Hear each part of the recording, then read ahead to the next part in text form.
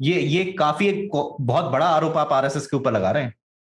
मैं नहीं लगा रहा हूँ। अच्छा। और ये बंदा जो है सीधा नाम ले रहा है अटल बिहारी वाजपेयी और नाना देशमुख का। ओके। सीधा नाम ले रहा है। और उसमें हमारे देश के ही प्रधानमंत्री भी बने आरएसएस के आदमी, उन्होंने कैसे उसको अय्याशी का अड्डा बना दिया था। और ये आप अटल बिहारी वाजपेयी के बारे में बात कर रहे हैं? मतलब तो ये इस संगठन का इस संगठन का क्या चरित्र होगा? ये काफी, मतलब ये पहली बार मैंने ये चीज सुनी है कि दीनदयाल उपाध्याय की हत्या में सीधे तौर पर अटल बिहारी जी का हाथ है। और सरदार पटेल ने इस्तीफा देना चाहा और नेहरू ने मना कर दिया। नेहरू ने कहा कि नहीं, आप इस्तीफा नहीं देंगे।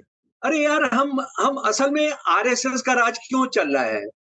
आरएसएस का राज इसलिए चल रहा है कि हम उनकी क्रिमिनल एक्टिविटी को, हमने उनको दस्तावेज पढ़े ही नहीं है। अच्छा। हमने दस्तावेज पढ़े ही नहीं है। उन्होंने माफी मांग ली। यानी इससे बड़ा बताइए, home secretary of the largest province of India,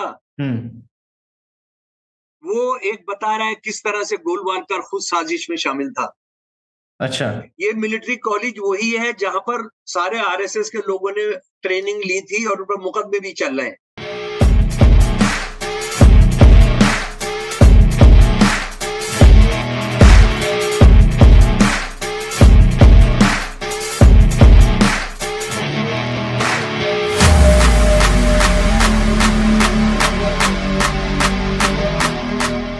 जय भीम आप सभी को। मैं रिजत मौर्य आप सभी का स्वागत करता हूं बहुजन साहित्य के इस विशेष पेशकश में। आज हमारे साथ मौजूद है प्रोफेसर शमशुल इस्लाम, जो कि रिटायर्ड पर्सन है, दिल्ली यूनिवर्सिटी में पढ़ाते थे और उन्होंने काफी विस्तार से काम किया है आरएसएस की आइडियोलॉजी के ऊपर।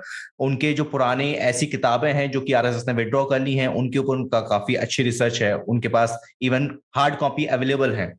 आरएसएस आतंकवाद से किस तरीके से कनेक्टेड है और किस तरीके से आतंकवादी गतिविधियों में वो संलिग्ध रहता है, और उसके बाद किस तरीके से वो खुद को पीछे हटा लेता है, जैसे कि वो सामने लोगों को एक प्रोजेक्ट करे कि वो एक राष्ट्रवादी संगठन है। उसके ऊपर प्रोफेसर साहब का काफी अच्छा काम है। स्वागत है शमशुल इस्लाम जी आपका। जय भीम नमो होता है जी। जय भीम, इनकलाब जिंदाबाद। इनकलाब जिंदाबाद सर जी।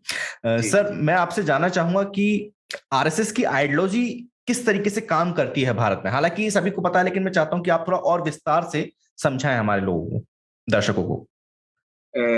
रजत, बहुत आपका धन्यवाद मैं करता हूं कि आपने इस विषय पर रखी चर्चा। और ये भी मुझे जानकर बहुत खुशी हुई कि बहुजन साहित्य एक चैनल आपका है।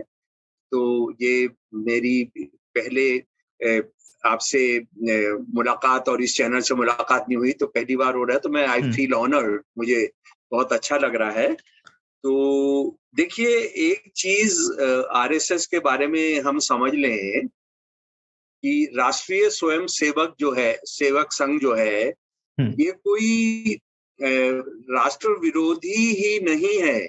यानी इसने जो बाबा साहब के नेतृत्व में जो संविधान बना और 15 अगस्त 1947 को जिस पॉलिटी को लेकर देश आजाद हुआ, और 26 नवंबर 1949 को जो संविधान 26 नवंबर को जो संविधान बना था, और उसको लेकर जो बना, तो ये उसको मानते नहीं है। तो इनका राष्ट्र विरोध तो बहुत साफ है, लेकिन बहुत बहुत लोगों को आमतौर पर इसकी जानकारी नहीं है कि ये इंसान विरोधी संगठन है।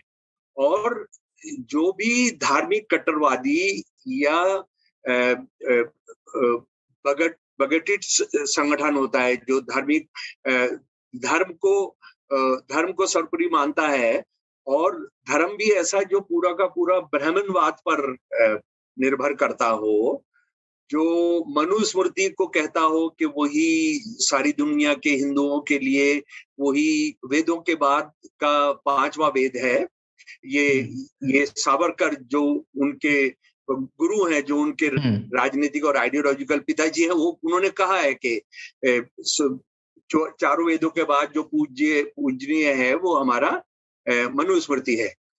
तो वो जिसको मानता हो, तो वो तो इंसानियत के साथ उसका कोई रिश्ता नहीं हो सकता, ये बिल्कुल तय बात।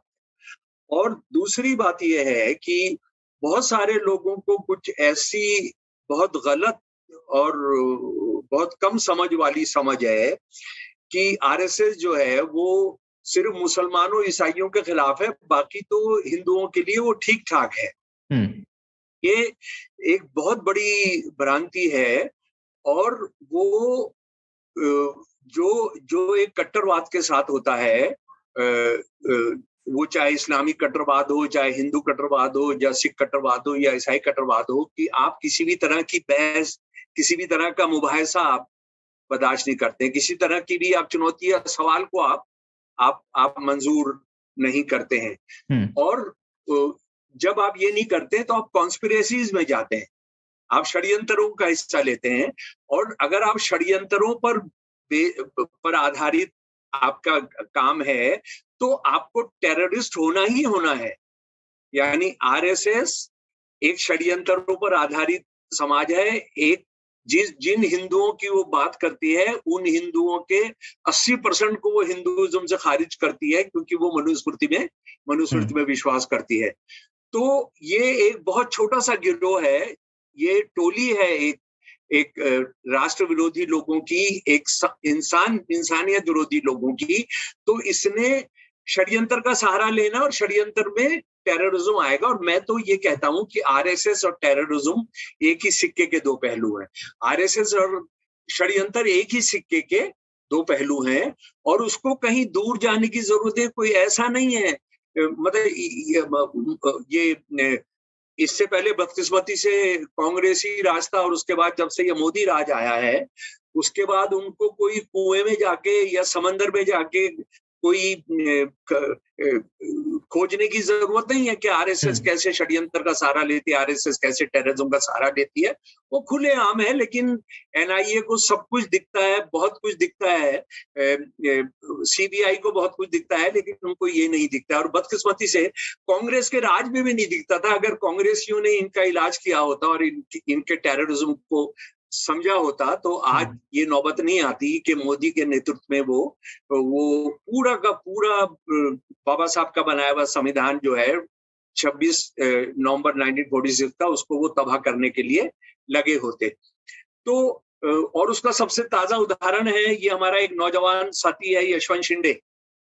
यशवंत शिंदे ने 29 अगस्त को, अभी 4 दिन पहले एक सेशंस कोर्ट में, नांदेड़ की सेशन कोर्ट में एक शपथ पत्र दाखिल किया है। यानी आप ये समझिए, उन्होंने कोई प्रेस कॉन्फ्रेंस नहीं की है, उन्होंने कोई किताब नहीं लिखी है, उन्होंने कोई अखबारों को बयान नहीं दिया है, बल्कि उन्होंने एक शपथ पत्र अंडर ओथ उन्होंने दाखिल किया है। और अगर वो सही नहीं होगा या सही नहीं होता तो उनको परजुरी का केस उन पर चलाया जा सकता है, उन पर झूठ बोलने का मुकदमा चलाया जा सकता है। लेकिन ये बहादुर आदमी, क्योंकि आरएसएस में ये रहे हैं बहुत सालों से, आरएसएस के लिए उन्हें बम बनाए हैं, आरएसएस के लिए उन्हें बम फोड़े हैं, वो उन्होंने ये शपथ में कहा है, खुलासा नहीं किया है, केवल भंडाफोड़ नहीं किया, कहा है कि मैं इन चीजों में शामिल था।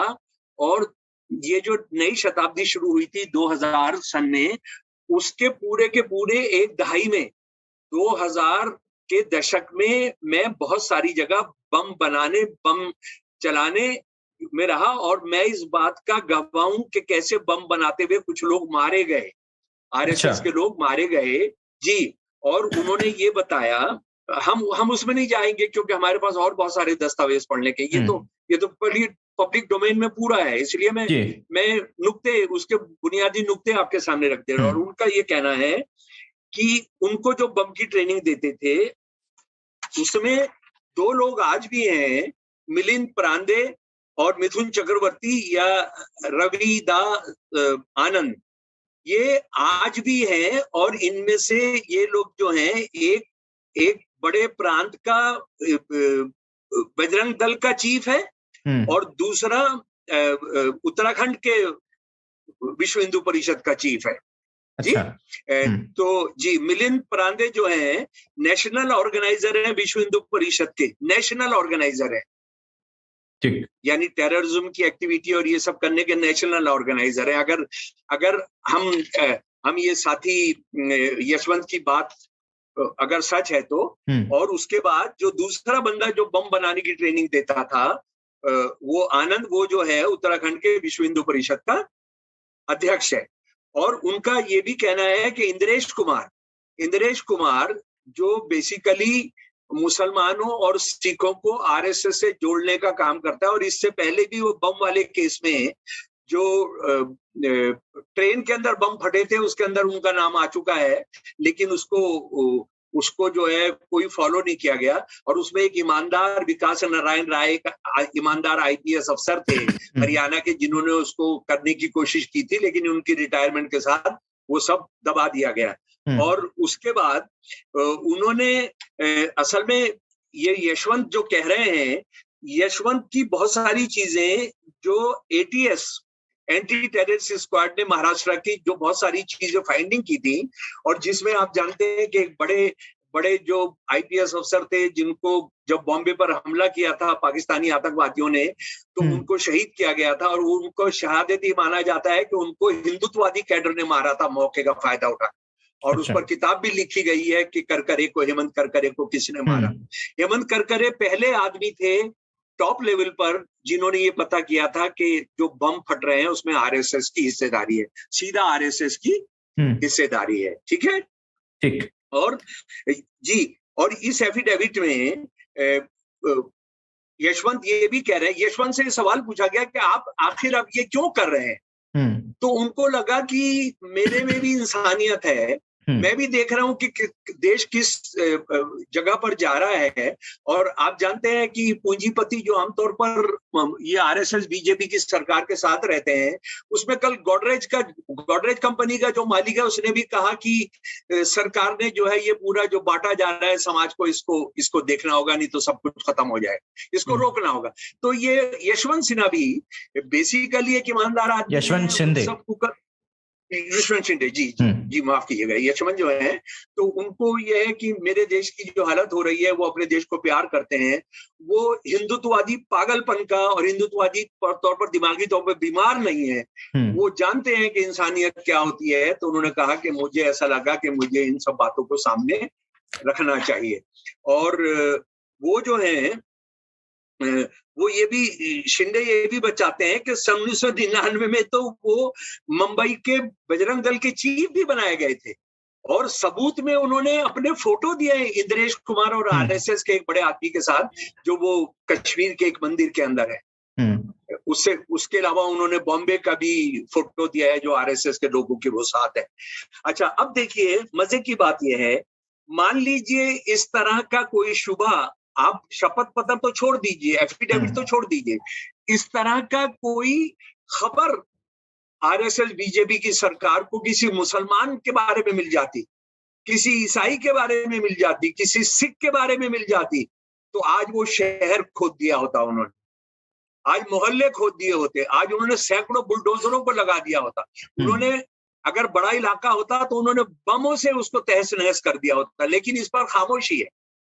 अंग्रेजी अखबार जो आमतौर पर इस तरह की खबरें देते हैं वो भी चुप है। हिंदी अखबार और रीजनल अखबारों में तो छोटी छोटी न्यूज एक दिन आई, उसके बाद खत्म हो गई। इस पर तो सुप्रीम कोर्ट ने संज्ञान ले लेना चाहिए था।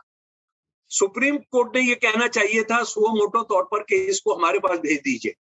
अच्छा, अब मैं इसको एक तरफ रखकर जरा आरएसएस के दस्तावेजों की तरफ आता हूँ।